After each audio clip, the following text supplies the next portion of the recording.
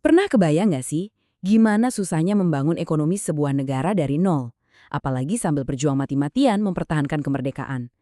Nah, inilah kisah luar biasa tentang perjuangan ekonomi Indonesia di tahun-tahun pertamanya. Coba deh, kita lihat Indonesia sekarang. Gedung-gedung pencakar langit, ekonomi yang terus bergerak maju, rasanya hampir nggak mungkin ya membayangkan betapa beratnya titik awal negara kita ini. Jadi, pertanyaannya jadi begini, gimana caranya sebuah bangsa yang lahir di tengah-tengah kekacauan bisa membangun fondasi ekonominya benar-benar dari nol? Oke, ayo kita telusuri bareng-bareng ceritanya.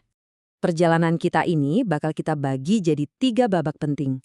Pertama, era bertahan hidup pasca proklamasi. Kedua, masa-masa penuh eksperimen di era demokrasi liberal. Dan yang terakhir, periode krisis di bawah demokrasi terpimpin. Kita mulai dari yang pertama ya. Periode yang paling kaos bisa dibilang.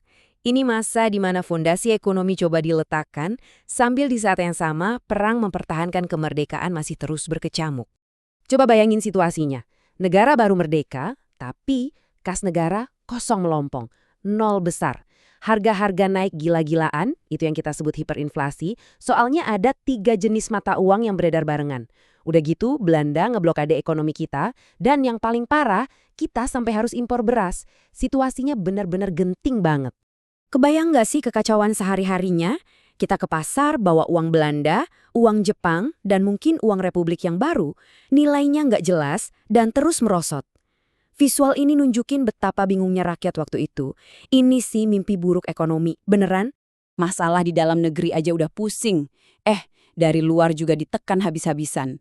Belanda melakukan blokade laut yang secara efektif memutus jalur dagang Indonesia ke dunia luar. Ini benar-benar upaya buat mencetik ekonomi kita yang masih bayi. Tapi pemerintah nggak tinggal diam dong. Mereka melancarkan berbagai langkah yang nekat tapi juga berani. Intinya sih mereka coba apa aja biar bisa bertahan. Mulai dari minta pinjaman nasional ke rakyat, nyetak mata uang sendiri yang namanya ORI, sampai mendirikan Bank Negara Indonesia. Semuanya adalah pertaruhan besar buat negara. Oke, sekarang kita maju ke fase berikutnya. Setelah kedaulatan diakui dunia, fokusnya mulai bergeser. Bukan lagi cuma sekedar gimana caranya bertahan hidup, tapi udah mulai mikirin, oke, sistem ekonomi apa nih yang paling pas buat Indonesia?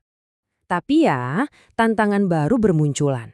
Indonesia mewarisi utang zaman kolonial yang jumlahnya bejibun. Ekonomi kita juga terlalu bergantung sama ekspor hasil kebun doang. Dan anggaran negara selalu minus. Tapi masalah terbesarnya, politik.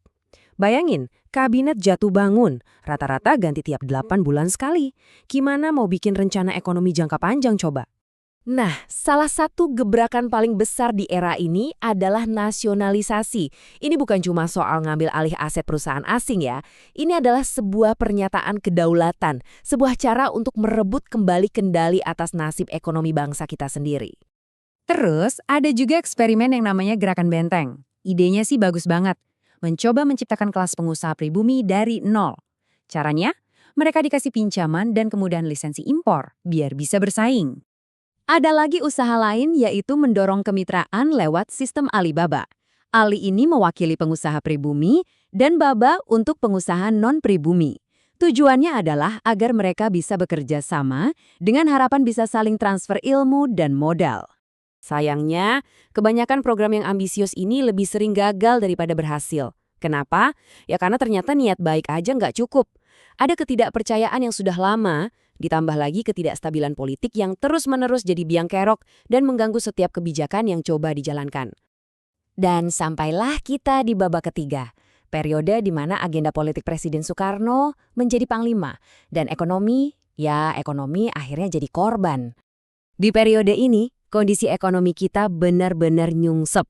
Inflasi bukan lagi naik, tapi meroket sampai lebih dari 600%. Korupsi makin parah. Anggaran negara habis buat proyek politik kayak konfrontasi Ganyang Malaysia. Dan puncaknya, Indonesia mengisolasi diri dengan keluar dari PBB. Sistem ekonominya dirombak total, jadi apa yang disebut sistem komando atau etatisme. Artinya, negara memegang kendali penuh atas semua alat produksi dan distribusi penting. Sebuah ideologi yang banyak terinspirasi dari negara-negara sekutu sosialis Indonesia waktu itu.